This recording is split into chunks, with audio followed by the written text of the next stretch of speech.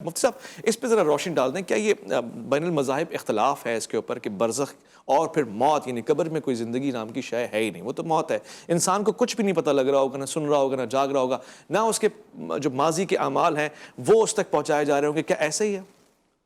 دیکھیں آپ کو ماشاءاللہ کافی میرے ساتھ پروگرام کرنے کا اتفاق ہوا۔ میری ایک عادت ہے، میں نہیں چاہتا کہ جو مسلکی تنازعات ہیں یا اختلافات ہیں ہر ایک کے پاس اپنی دلیل ہے، کوئی مسلک کوئی نظریہ ایسا نہیں ہے جس کے پاس دلیل نہ ہو، مگر اس دلیل سے استنباط کے نتیجے میں اختلاف واقع ہوتا ہے صحیح کہ کسی نے اس دلیل سے استنباط کیا اور دوسرے نے کیا، اور اسی سے تو چار فقہی مذاہب وجود میں آئے، اسی سے پوری امت میں مکاتب فکر وجود میں آئے۔ میرا اپنا مزاج یہ ہے کہ ہمیں سننے والے لوگ، ان میں نوجوان نسل خاص طور پر، کوئی پازیٹیو بات پازیٹیو وے میں کر کے جائیں تاکہ کسی کی عملی زندگی سنور جائے۔ صحیح کیونکہ ڈیبیٹ اور مناظرہ کرنے کے لیے علماء کے پاس مدارس بھی پڑے ہیں، پورا میدان لیکن پڑا بات ہے، صحیح پہنچ جائے، یہ بھی بات ایک صحیح پہنچ جائے اور جس کا عملی زندگی سے واسطہ ہے وہ پہنچ جائے۔ یہاں پر میں ایک بات عرض کرنا چاہتا ہوں، وہ یہ کہ یہ جو قرآن مجید کی آیت مبارکہ میں نے آپ کے سامنے کوٹ کی، اللہ رب العزت نے ارشاد فرمایا کیف تکفرون باللہ وکنتم امواتا، پہلی موت، اس موت سے علماء اور مفسرین نے کہا عدم، کہ جب انسان نہ تھا۔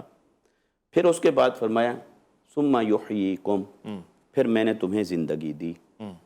اب یہ زندگی یہ ہے جو ہم جی رہے ہیں۔ صحیح اس زندگی کے بعد قرآن نے پھر لفظ استعمال کیا ثم یمیتکم، پھر تمہیں موت دوں گا۔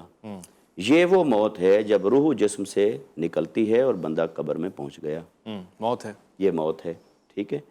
اب اس کے بعد قرآن نے کہا ثم یحییکم، پھر تمہیں زندہ کروں گا، ٹھیک۔ اب یہاں صیغہ بھی مضارع کا ہے، مضارع مستقبل کے لیے ہوتا ہے۔ اب یہاں پر کچھ حضرات کے مابین ایسا ہے اختلاف، میں اہل سنت کے نظریے کو بیان کر رہا ہوں، ایسا ہے کہ بھی یہ اس موت کے بعد پھر زندگی کب ہے، تو وہ ہم استدلال کرتے ہیں لفظ ثم سے۔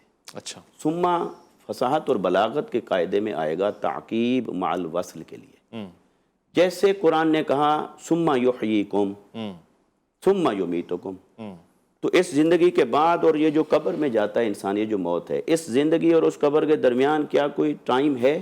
جواب ہے نو، یہ فوراً ہے، یہ متصل ہے، یہ زندگی ہے، یہ زندگی جس لمحے ختم ہوتی ہے اسی زندگی اسی لمحے موت شروع ہوتی ہے۔ صحیح پھر جب موت شروع ہوئی، اس موت کی کیفیت کو تو اللہ بہتر جانتا ہے۔ بے شک پھر اللہ نے فرمایا ثم یحییکم، پھر تمہارے لیے زندگی ہے۔ اب وہ زندگی کب ہے؟ حضرت کے استدلال کا مقصود یہ تھا کہ وہ زندگی انہیں حاصل ہوگی جس دن انہیں قبروں سے اٹھایا جائے گا، ٹھیک ہے۔ میں ان کے نظریے کے ساتھ اتفاق تو نہیں کرتا، مگر یہ کہ وہ ان کا نظریہ ہے، میں اختلاف کا حق دیتا ہوں، استدلال کرنے کا بھی حق ہے، اور یہی علمی ادب اور علمی اختلاف کا یہی تقاضا بنتا ہے۔ مگر ایسا نہیں ہمارے اکابرین کے کیف تکفرون باللہ، قرآن کہتے ایک منٹ حضرت، میں اپنی بات پوری کر لوں نا۔